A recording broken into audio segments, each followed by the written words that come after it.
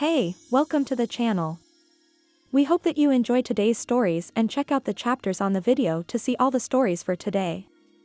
But before we get into this video, subscribe to the channel and hit that bell icon to get notified when we release a new video. So let's get into the video.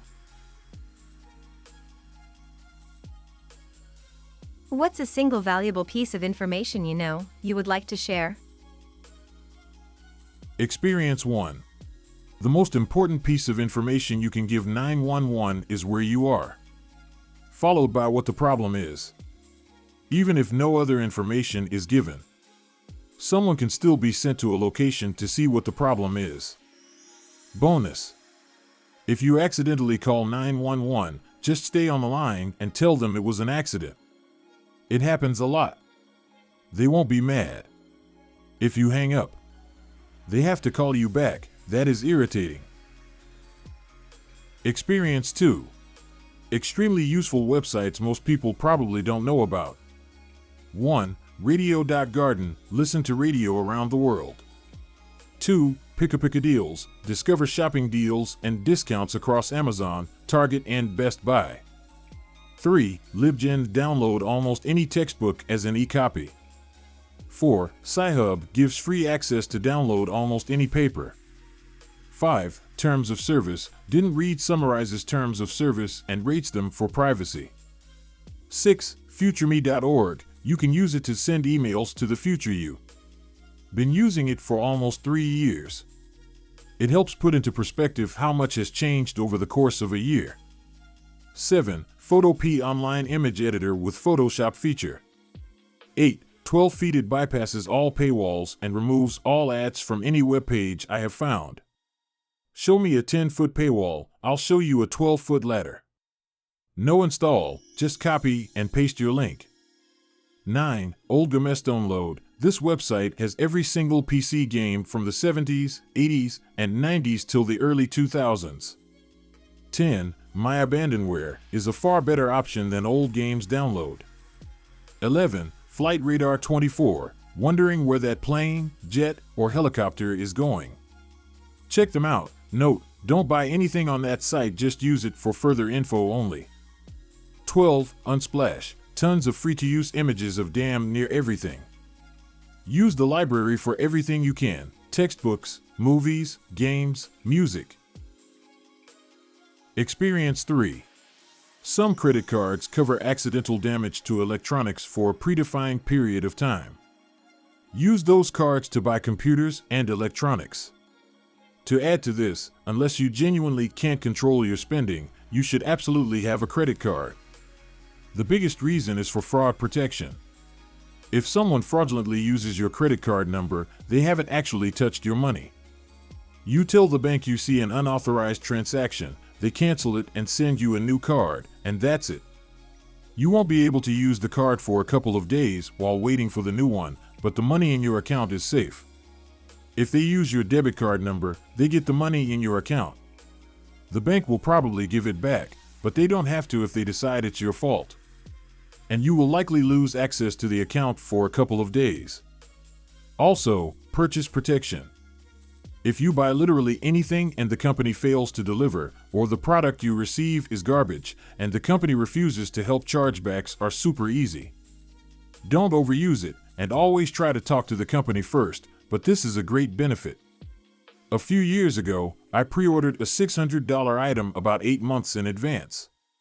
When they were supposed to ship out, the company said they were behind schedule because of COVID, then several months later declared bankruptcy and ceased to exist. I contacted the lawyer's office handling the bankruptcy and they said I wasn't getting my money back because there wasn't any. Filed a chargeback with the card I used, got my money back within a week. In addition to cash rewards, some cards have rental car damage coverage, free trip insurance, emergency medical coverage if you are traveling to another country, a warranty extension on certain products, roadside assistance, etc. If you can't qualify for one because you have no credit, start with a secured card to build credit. You deposit the money up front, so basically a debit card, and then use it and pay it off as a credit card. Experience 4. You're allowed to go to restaurants on your own. No one is going to think it's strange, and the staff might treat you extra well. I always suspected they thought I was a critic. So, if there is someplace you want to try but no one is willing to go with you, don't deprive yourself. Experience 5. If you get a burst of floaters in your eye and see a curtain-like vision cut moving in from the side, top, or bottom, you may have a detached retina and have to get to an eye doctor ASAP, as you could lose vision in the affected area. This is a highly characteristic pattern of vision loss that is caused by the retina peeling away from the back of your eye. It's a medical emergency, but it is highly treatable. If you have a high correction for myopia, you are at increased risk for it. Tends to happen in middle age or later as a consequence of a vitreous separation. I had it happen in both my eyes while in my middle 50s. Second edit. And you may get a cataract in the eye a few months after the surgery due to scarring and will need to have your lens replaced with an implant. The upside of this is that you will see better than you have in years, and they can correct your myopia with the right lens implant. No more glasses for driving. Pro tip: if you have a strong correction in both eyes, ask the surgeon if they will indicate lens replacement is medically necessary for both eyes so you are not stuck with a normal vision eye, the one with the replacement lens, which will have a correction, and your other, terrible vision unaffected eye, which in my case was like -7.50 or something. The retinal surgery blew away my insurance deductible of $7,000, and with the surgeon's medical note of necessity, the second lens replacement was 100% covered and essentially a freebie. Then I had the retina detach in that eye about 18 months later. At least, they didn't need to change the artificial lens to fix the retina. Third edit. Changed the original to reflect that, according to an ophthalmologist who replied, apparently, you will not necessarily go blind if it's not fixed within 24 hours, but you do have to be seen by someone ASAP to ensure that you get the proper care. It's urgent to be seen, but the clock is not ticking quite as fast as I understood it to be. And I had a friend who did indeed partially lose vision in the affected eye because he waited from Saturday a.m. to Monday to be seen. So as with most things in life, YMMV. Experience 6. Fire doesn't burn where fire has burned, unless there's some kind of accelerant like gas. So, if you are in a forest fire, brush fire, field fire, etc., try to go to where the fire came from, because the fire won't go back there since there's no fuel for it to consume. Experience 7. Police in America are legally allowed to lie to you to get a confession. They can lie about all kinds of evidence they have on you and that you have no chance but to confess. Don't say a word other than to ask for a lawyer. Never fall into the belief that it'll get worked out in court later. The second you confess, you're done. Even if you are guilty and want to confess, still get a lawyer. They'll work out a plea bargain for you that you could not get if you confessed to a cop before your trial. Do you like listening to these stories? Do you want to hear more of them? Then click that like button, subscribe to the channel and hit that notification bell. And check the description for links to more videos and interesting stories. Experience 8. There will be a time in your life when you look back in life and think to yourself, why the hell was I ever friends with that person? Learn to forgive yourself. Experience 9. Don't accept criticism from someone you would not ask for advice from. Edit. What I am saying is to ignore jerks. Stop writing unnecessary paragraphs trying to tell me what I meant, LOL. Experience 10. If you fall into cold water, the ocean, don't immediately try and swim. Lay on your back and try and control your breathing. The cold temperature will take your breath away and you will initially take small, quick breaths. You need to slow down your breathing as quickly as possible so your lungs can fill with air. Once you have done that, you will find it easier to float. Experience 11. If you live in the United States and have any insurance, you don't need a prescription to get a month of physical therapy. It's called Direct Access, and you can call your local PT clinic and request a walk-in appointment. Here's why these matters. You hurt your back. Nothing major, you just moved wrong. Maybe you heard a pop, or maybe not, and now it hurts to move. You could call to get in with an orthopedic specialist, but they're booked a month out. You wait a month and see the doctor, who orders an MRI. That's a 2-week wait. You do the MRI and have a follow-up with the doctor a week or 2 later. He sees something like degenerative disc/joint disease, which, if you're over 25, you probably have, and sends you to PT. 2 months after your initial injury, you start PT. You have all sorts of weird compensatory movements due to the pain, everything hurts, and PT needs to work through months of guarding and compensations to make any progress. Or, you hurt your back with the same injury and mechanism as before. You call the doctor and they're booking a month out, so you make the appointment. In the meantime, you start PT. You work for a month to help stretch, strengthen, and get things moving appropriately again. At the end of the month, one of 3 things happens. 1. Your back feels better and you cancel your doctor's appointment. 2. Your back is getting better, so you keep your appointment and request continued PT. 3. Your back is not getting better, and you can tell your ortho that you've been doing PT for a month with no improvement, so they move alternative treatment options. In any case, you're in a much better situation than you were in the first situation. ETA, this is covered by insurance. Just pay your usual copay. The clinic will verify your insurance before you start to make sure you're in network. See ETA for if you're worried about deductibles or not having insurance. ETA 2. I used back as an example, but it's anything you'd need PT for, from back to neck to knee or hip or shoulder. Hell, if your toe hurts and it's been jacking up how you walk, we can probably help. We can also help with tension headaches. ETA 3. I'm seeing a bunch of people rightfully worried about unmet deductibles and still having to pay out of pocket. Most clinics have a self-pay option, which is substantially better than what we charge insurance, because we only get reimbursed a fraction of that.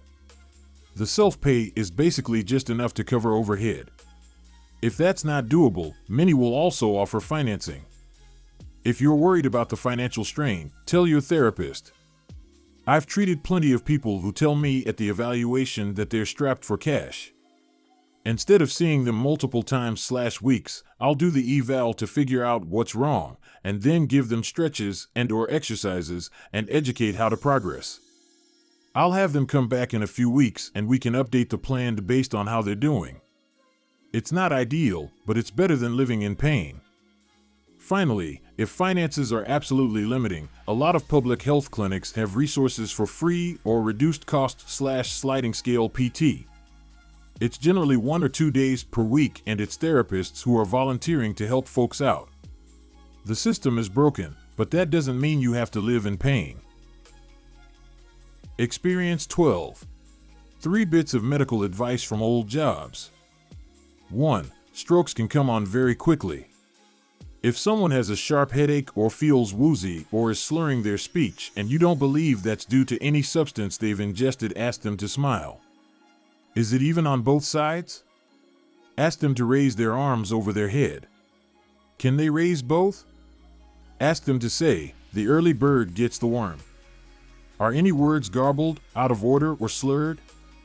If the smile, arms, or speech are not as they usually are, get them to a hospital.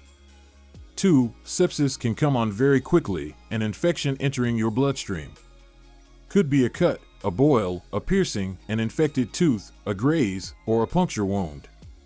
If the skin around the cut/wound is red and raised, hot to the touch, if the person feels nauseous, lightheaded, or dizzy, if they have a fever or are sweating but feel cold, this could be a sign of a more serious infection. Get them to a hospital. 3. A heart attack isn't always pain in the chest. It can also feel like a sharp stabbing pain in the upper back, above the shoulder blade, or like an iron bar around the lungs, as opposed to pains in the heart. Get help as soon as you can.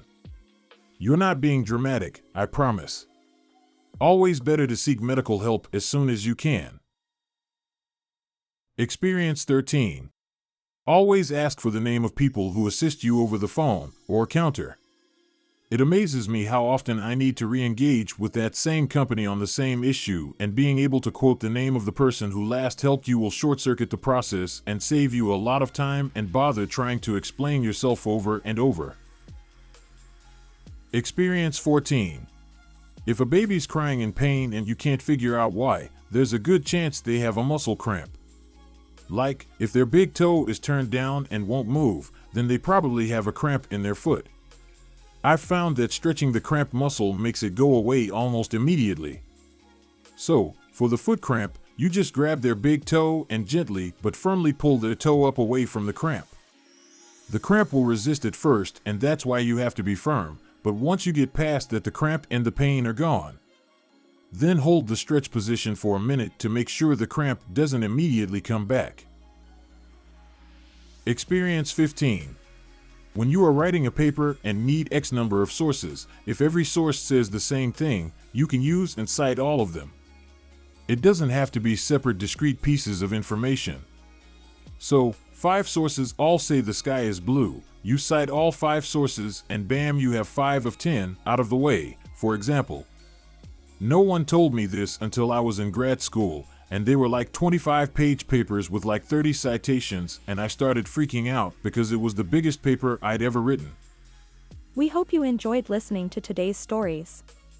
If you want to see more stories, check out these videos or check the links in the description for more videos. And don't forget to like the video and subscribe to the channel.